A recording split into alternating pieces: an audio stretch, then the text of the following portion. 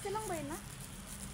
Yan, yung kapatid ko po, naglalagay po ng plastic sa jeep.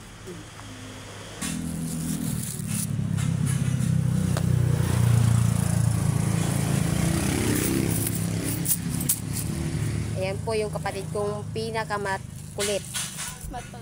Pinakamakulit kong kapatid. Ito ang anak kong payat.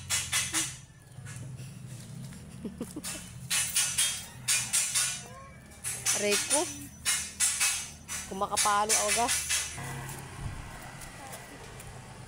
Kumaway ka naman kasi. Uy. Hindi na.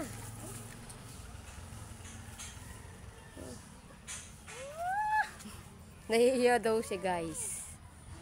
Nahihiya daw aking anak, guys. Mama kasi, hindi naman dito.